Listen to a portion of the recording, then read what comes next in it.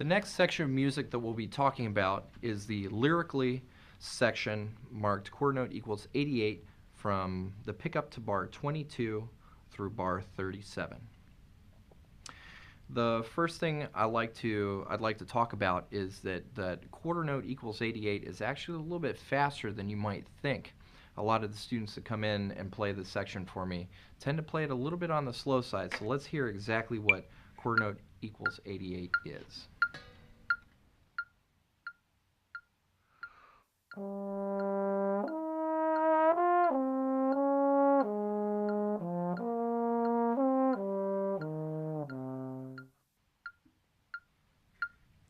it's a little brisker than you might first think.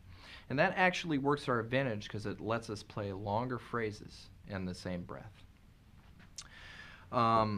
So when you're working on this piece of music, there's a lot of hard intervals, and I find that the technique of singing through a section of music, buzzing on the mouthpiece, and then playing on the horn really helps me to nail those intervals without lots of response problems. So I'm going to go ahead and demonstrate that for you.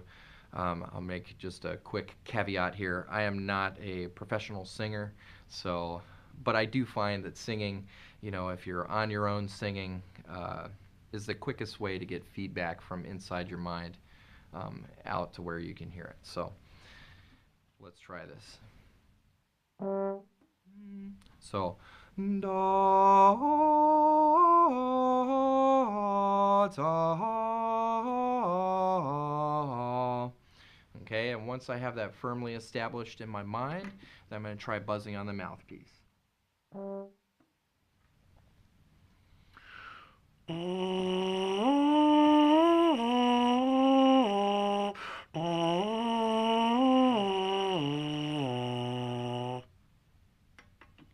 Once I have this firmly in my ear and under my embouchure, I put it on the horn.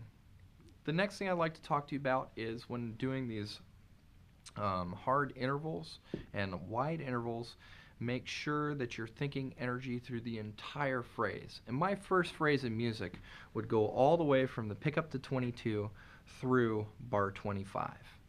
Okay, so I play those first two phrase markings together in one breath. And I try to put energy all the way through this section. What I find is instead of trying to think legato between each note, that when I think energy through the entire phrase, it really helps me to play with less response problems and much more musically. So I'm going to demonstrate just legato for a brief period here. Legato between the notes.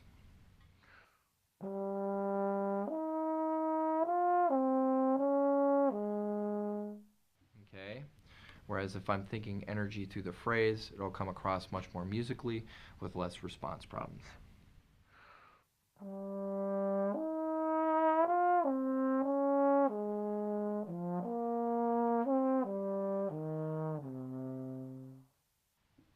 So much more smooth and a lot more musical. So the next thing to talk about is some alternate positions starting in bar 25 and going all the way to bar 29. I like to use 6th position for the F pickup to 26 because I'm already out here in this C 6th position. So F in 6th position up to 5th for G flat on the downbeat. And then in this next section of music, there is an alternate way you could do this, which is the stock positions would be D flat, B flat, upper D flat, E flat. You could also play this in a variety of 5th positions, so D flat, B flat, D flat, and E flat. I'll go ahead and demonstrate that.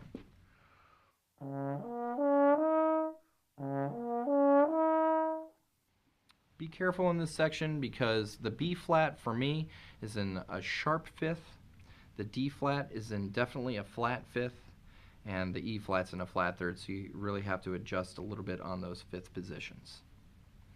The last thing I like to do is a sharp 4th for that F leading to the G.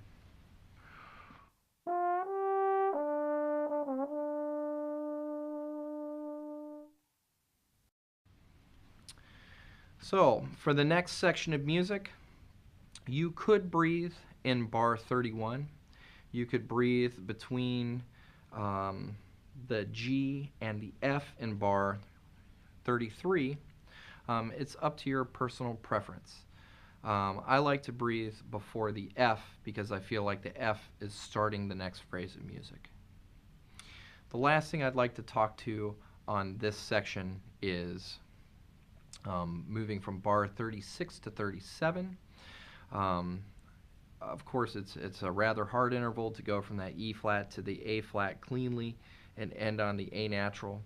I find that if instead of thinking of decrescendoing into that A flat, I think of pushing through that A flat and then releasing into the A natural is a good way to make sure that you have your air flowing to get you up to that high A flat. Okay? And that concludes the second section of the piece.